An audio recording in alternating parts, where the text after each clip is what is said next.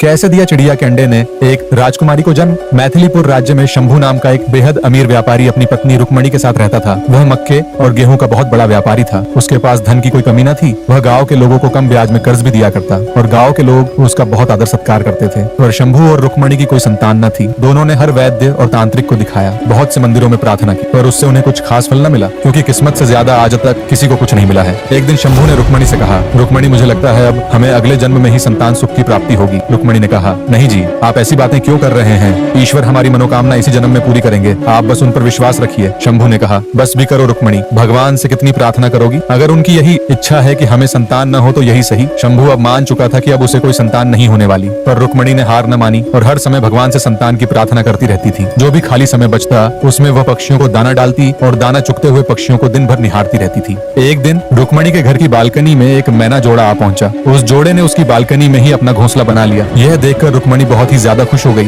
वह उन्हें रोज दाना डालती। उसे पक्षियों को दाना चुगते देख बहुत अच्छा लगता था। एक दिन मैना पक्षी ने उस घोंसले में एक अंडा दिया। मैना पक्षी का जोड़ा रोज सुबह खाने की तलाश में बाहर जाता और शाम होने तक वापस लौट आता। अचानक एक दिन रुक्मणी ने देखा कि अंधेरा हो चुका था पर मैना पक्षी का जोड़ा वापस नहीं आया। रुक्मणी ने सोचा, अगर यह पक्षियों का जोड़ा वापस नहीं आया तो इनके अंडे का ख्याल कौन रखेगा? इसी तरह काफी दिन बीत गए पर वह मैना जोड़ा वापस न लौटा। अब वह मैना के अंडे की देखभाल रुक्मणी ही करने लग गई। वह दिन भर अंडे को निहारती रहती जैसे कि वह उसका ही हो। धीरे धीरे अंडा असामान्य रूप से बड़ा होने लग गया। वह बड़ा होते होते एक खरबूजे जितना बड़ा हो गया। रुक्मणी घबरा गई और शंभू को वहां बुला लाई। शंभू ने कहा, यह अंडा इतना बड़ा क्यों है? वह दोनों बात कर ही रहे थे, तभी वह अंडा लुढ़क कर उनके पास आ गया और टूट गया। अंडे के अंदर से एक बेहद खूबसूरत सी बच्ची बाहर निकली। रुक्मणी ने उसे गोद में उठा लिया। शंभू ने घबरा कर कहा, आखिर एक मैना के अंडे से एक बच्ची कैसे निकल सकती है? रुक्मणी ने भी कहा, हाँ आप बात तो सही कह रहे हैं, लेकिन जाने दीजिए, भगवान की कृपा से हमें बच्ची तो मिली है, हमारे लिए तो यही बहुत है। रुक्मणी और शंभू दोनों उस बच्ची को देख बेहद खुश थे। वह उसे अंदर अपने कमरे में लेकर गए। अंदर पहुंचकर शंभू ने बच्ची को देखकर कहा, यह बच्ची मैना के अंडे से हुई है ना,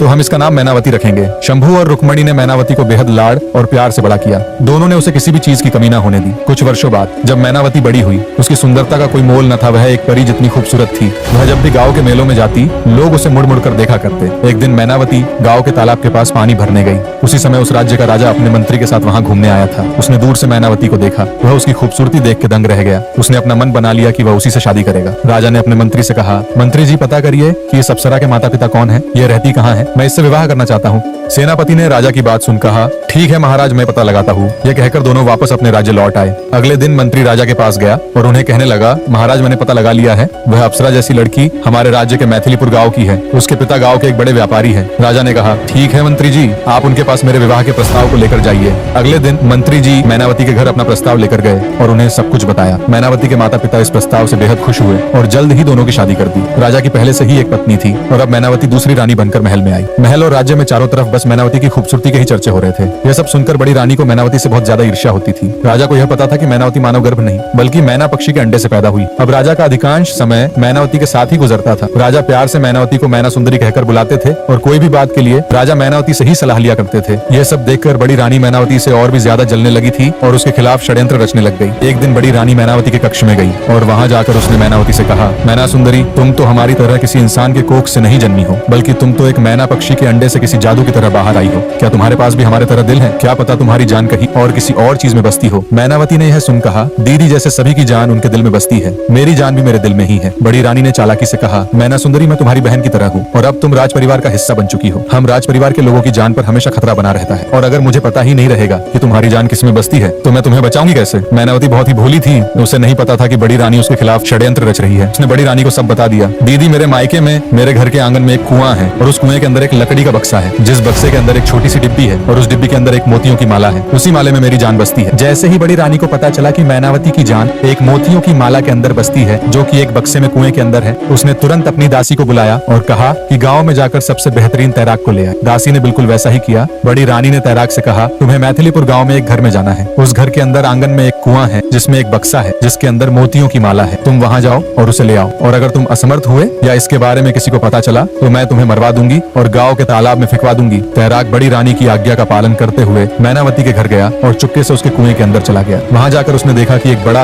अनोखा खजाने वाला बक्सा वहां रखा हुआ है। तैराक जल्दी से बक्से के नजदीक गया और उसे खोलकर उसके अंदर रखी डिब्बी से मोतियों की माला बाहर निकाल ली और वापस बाहर आ गया। इसके बाद वह राज्य के लिए रवाना हो गया। उसकी यह सब हरकतें एक मैना चिड़िया पेड़ के ऊपर बैठकर देख रही थी। वह चिड़िया जल्दी से उड़कर मैनावती के पास गई और उसे सब कुछ बताने लग गई। मैनावती यह सुनकर बेहद ज्यादा घबरा गई। उसी समय राजा वहां आ पहुंचे। उन्होंने मैनावती से कहा, क्या बात है मैना सुंदरी, तुम बेहद परेशान लग रही हो। मैनावती ने कहा, महाराज अगर मेरी मृत्यु हो जाए तो आप मेरे शरीर को जलाइएगा मत, बल्कि गांव के बाहर एक अलग महल बनवाकर मेरे शरीर को वहां रखवा दीजिएगा और महल के चारों ओर ऊंची दीवारें बनवाकर सभी जरूरत का सामान अंदर रखवा दीजिएगा। महाराज ने कहा, मैना सुंदरी ये तुम कैसी बातें कर रही हो, मेरे रहते तुम्हें कुछ नहीं होगा। इतना कहकर राजा ने मैना सुंदरी को गले लगा लिया। राजा ने महसूस किया कि मैना सुंदरी को बुखार है। उन्होंने तुरंत ही राजवैद्य को वहां बुलाया। राजवैद्य ने कुछ औषधि दी और बोला, महाराज खुशखबरी है, रानी मैनावती मां बनने वाली है। फिर जैसे ही राजवैद्य मैनावती के पास गया, उसने देखा कि रानी की सांसें बंद हो चुकी थी। उसने महाराज से कहा, महाराज रानी मैनावती इस दुनिया में नहीं रही। राजा की तो जैसे सांस ही अटक गई, उसकी दुनिया ही बदल गई। एक पल में खुशी का माहौल मातम में बदल गया। राजा फुट फुट कर रोने लगे। दरअसल तैराक ने बड़ी रानी को वह मोतियों की माला दे दी थी और जैसे ही बड़ी रानी को पता चला कि रानी मैनावती गर्भ से है, उन्होंने वह मोतियों की माला पहन ली और जैसे ही बड़ी रानी ने माला को पहना, रानी मैनावती की सांस एकदम से रुक गई। पूरे राज्य में मातम का माहौल छा गया। सब सोचने लगे यह अचानक से क्या हो गया। इधर बड़ी रानी बेहद खुश थी कि आखिरकार उसके रास्ते का कांटा हट गया। थोड़ी देर बाद मंत्री राजा के पास आए और उनसे कहा, महाराज महारानी के अंतिम संस्कार का समय हो गया है, हमें उनके शरीर को जलाने के लिए जाना होगा। तभी राजा ने कहा, नहीं मंत्री जी, हम मैनावती के शरीर को नहीं जलाएंगे। आप नगर के बाहर एक महल का निर्माण करवाए और उसके बीचों बीच मैनावती के शरीर को रखवा दीजिए और महल के चारों तरफ ऊंची दीवारें बनवा दीजिए ताकि उसमें कोई प्रवेश न कर पाए और महल के भीतर जरूरत के सभी सामान को रखवा दीजिए। यही हमारी मैना सुंदरी की आखिरी इच्छा थी। मंत्री राजा की बात सुन चौंक गए कि आखिर महाराज ऐसा क्यों करवा रहे हैं, परंतु मंत्री ने राजा का आदेश मानते हुए नगर के बाहर एक विशाल महल बनवा दिया। साथ ही ढेर सारा खाने पीने और जरूरत का सामान वहाँ रखवा दिया। इसके बाद उन्होंने वहाँ मैनावती के शरीर को भी रखवा दिया। अब राजा का मन किसी भी काम में नहीं लगता था। वह दिन भर मैनावती और अपने बच्चे के ख्याल में ही डूबे रहते थे। एक दिन राजा ने सोचा, मैना सुंदरी ने मृत्यु के बाद अपने शरीर को जलाने से मना क्यों कर दिया था? क्या वह वापस जीवित हो सकती है? नहीं, ऐसा नहीं हो सकता। मरे हुए लोग वापस जीवित नहीं हो सकते। राजा कभी कभी मैनावती की याद में उसके महल के पास घूमने जाया करते थे।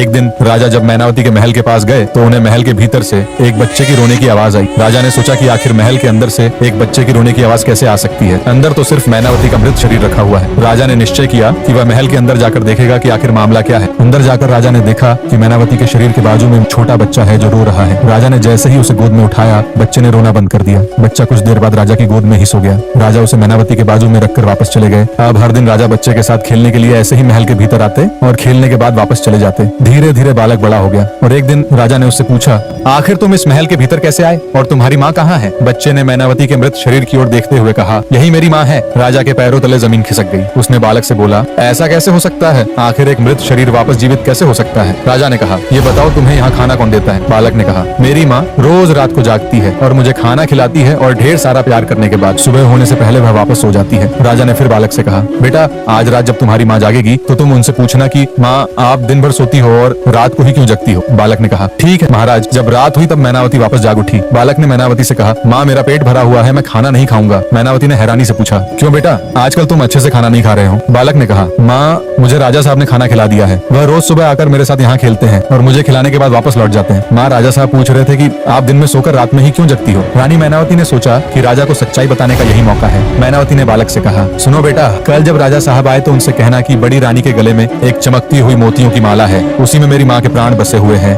बड़ी रानी दिन भर उस माला को पहने रहती है, जिसके कारण मेरी माँ का शरीर निष्प्राण हो जाता है, परंतु बड़ी रानी रोज रात को सोने से पहले उस मोतियों की माला को उतार कर सोती है, जिससे मेरी माँ के प्राण वापस आ जाते हैं और वह जाग जाती है। बालक ने कहा, ठीक है माँ, मैं राजा साहब से यह सब कह दूंगा। अगले दिन जब राजा वापस महल में आए तो बालक ने उनसे कहा, महाराज मेरी माँ कह रही थी कि बड़ी रानी के गले में जो मोतियों की माला है उसमें ही मेरे प्राण बसते हैं। अगर वह मुझे वापस मिल जाए तो मैं फिर से जीवित हो जाऊंगी। राजा समझ गए। उन्होंने सोचा, हाँ बड़ी रानी को मैनावती से बहुत जलन थी, जिस कारण से वह उसे नुकसान पहुंचाने के रास्ते ढूंढ रही थी। आज मैना सुंदरी की यह दशा बड़ी रानी के इस पागलपन के कारण ही हुई है। अब बड़ी रानी को उसके करतूत की सजा जरूर मिलेगी, लेकिन इससे पहले बड़ी रानी से वह माला लेना बहुत जरूरी है। राजा ने मैनावती के मृत शरीर को भावुक होकर देखा और बालक को अलविदा कह वापस महल की ओर लौट गए। महल पहुंचकर राजा बड़ी रानी से माला वापस लेने की योजना बनाने लगे। वह घंटों यही सोचते रहते कि आखिर बड़ी रानी के गले से वह माला कैसे उतारी जाए। एक दिन राजा बड़ी महारानी के पास गए और बोले, रानी आपने इतने भारी मोतियों की माला क्यों पहन रखी है? इसे उतार दीजिए वरना आपकी गर्दन दुखने लगेगी। रानी ने कहा, नहीं नहीं महाराज, मैं इस माला को नहीं उतार सकती। यह मेरी माँ की आखिरी निशानी है जो मेरी माँ ने बचपन में मुझे दी थी। मैं किसी भी हालत में इसे नहीं उतार सकती। राजा समझ गया कि बड़ी रानी के गले से वह मोतियों की माला उतारना बहुत ही मुश्किल होने वाला है। इसके लिए मुझे कुछ दूसरा रास्ता अपनाना होगा। राजा रात भर बैठकर यही सोचता रहा कि वह माला वापस कैसे ले और कुछ षड्यंत्र अपने दिमाग में बुनने लगा। अगले दिन सुबह राजा वापस बड़ी रानी के पास गया और बोला, रानी मेरे प्रिय मित्र का एक छोटा सा बालक है, लेकिन उस बालक की माँ इस दुनिया में नहीं है और मेरे मित्र को उस छोटे से बच्चे के पालन पोषण करने में बहुत दिक्कत आ रही है और मैं उसकी मदद करना चाहता हूँ। राजा ने महारानी से कहा, अगर आपकी आज्ञा हो तो क्या मैं उस छोटे बच्चे को यहाँ ला सकता हूँ? क्या आप कुछ दिनों के लिए छोटे बच्चे का लालन पालन कर पाएंगी? रानी ने कहा, हाँ महाराज, क्यों नहीं, आप उस छोटे बच्चे को यहाँ जरूर लाइए। हमारी कोई संतान नहीं है, मैं उसका कुछ दिनों तक ध्यान रखूंगी तो मुझे भी अच्छा लगेगा। अगले दिन राजा फिर मैनावती के महल में गया और छोटे बच्चे से कहने लगा, मैं जैसे जैसे बता रहा हूँ तुम वैसे वैसे ही करना। तुम बड़ी रानी के गले में पड़ी उन मोतियों की माला को पकड़ लेना और जोर जोर से रोने लगना और कहना कि मुझे थोड़ी देर उस मोतियों की माला के साथ खेलना है और तब तक रोते रहना जब तक बड़ी रानी उन मोतियों की माला को उतार कर तुम्हें न दे दे। बालक ने कहा, महाराज मैं सब समझ गया हूँ और मैं योजना के अनुसार ही सब कुछ करूंगा। राजा अगले दिन बालक को अपने रथ में बैठाकर महल ले गए और धूमधाम से उसका स्वागत हुआ। महल में सभी लोग उसे बहुत प्यार करते हैं। थोड़ी देर बाद बड़ी रानी भी वहाँ आ जाती है और बालक के साथ खेलने लगती है। थोड़ी देर बाद बालक योजना के अनुसार बड़ी रानी से कहता है, मुझे इस माला के साथ खेलना है, मुझे थोड़ी देर के लिए ये माला दे दीजिए। बड़ी रानी ने यह सुन घबराते हुए कहा, नहीं नहीं बेटा, यह तुम्हारे खेलने की चीज नहीं है, मैं तुम्हारे लिए दूसरे खिलौने ले आती हूँ। परंतु बच्चा उसी माला के लिए जिद पकड़ लेता है और जोर जोर से रोने लग जाता है। महल के सारे लोग वहाँ इकट्ठा हो जाते हैं और उसे बहलाने फुसलाने लगते हैं। पर बालक उस माला के लिए ऐसे जिद पकड़ कर बैठा था कि मानो उसे अगर माला न मिले तो उसकी जान चली जाएगी। तभी योजना के अनुसार राजा वहाँ आ जाते हैं और रानी से बोलते हैं, रानी ये आप क्या बच्चों जैसी हरकतें कर रही हैं? आप इस राज्य की महारानी हैं और आप इस साधारण सी मोतियों की माला के लिए बच्चों जैसी जिद कर रही है कि मैं इस माला को नहीं दूंगी। सोचिए अगर उस बच्चे को कुछ हो जाता है तो लोग आपको क्या कहेंगे? राज्य में आपकी क्या इज्जत रह जाएगी? अब रानी सोचने लगी कि अगर सच में बच्चे को कुछ हो जाएगा तो राज्य में मेरी प्रतिष्ठा नहीं रहेगी। उसने सोचा कि कुछ देर के लिए ही सही वह बालक को माला दे देगी और जब उसका मन भर जाएगा तो उससे वापस ले लेगी। रानी ने वो चमकती हुई मोतियों की माला बालक को दे दी। बालक उस माला को लेकर इधर उधर खेलने लगता है और खेलते हुए चुपके से जाकर माला राजा को दे देता है। इसके बाद राजा बालक को लेकर रानी मैनावती के महल में गए और उस चमकती हुई मोतियों की माला को मैनावती के गले में पहना दिए। जैसे ही राजा ने वह माला मैनावती को पहनाई, उसके प्राण वापस आ गए और रानी मैनावती और राजा एक दूसरे से लिपट कर रोने लग गए। मैनावती ने फिर राजा से कहा, महाराज मेरे प्राण इसी माला में बसते हैं और अगर कोई और इसे ले ले तो मैं निष्प्राण हो जाती हूँ। राजा ने कहा, मैना सुंदरी, मैं सब कुछ जान चुका और बड़ी रानी ने तुम्हारे साथ बहुत गलत किया। अभी तुम कुछ दिन यही रहो, मैं सही समय आने पर तुम्हें वापस बुला लूंगा। इतना कह राजा वापस लौट गया। इधर बड़ी रानी बालक को ढूंढ ढूंढ कर परेशान हो चुकी थी। उसने जैसे ही राजा से पूछा तो राजा ने इनकार करते हुए कहा, रानी पड़ोसी राज्य हमारे ऊपर हमला करने वाला है। रानी ने तभी कहा, महाराज मुझे बचा लीजिए, मैं मरना नहीं चाहती। महाराज तभी रानी को एक तहखाने में ले गए और कहा, रानी आपकी सुरक्षा के लिए मैंने यह बनवाया है। इसके बाद राजा मैना सुंदरी और बालक को धूमधाम से महल में वापस लाते हैं और बड़ी रानी को तहखाने में ही बंद कर देते हैं।